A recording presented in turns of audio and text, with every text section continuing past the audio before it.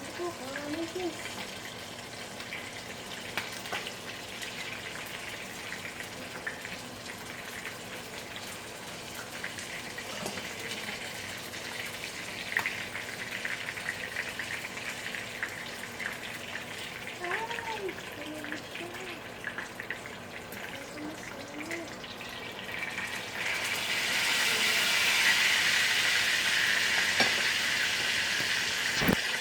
Tignan nyo, nagluto ako ng ampalaya. Yay!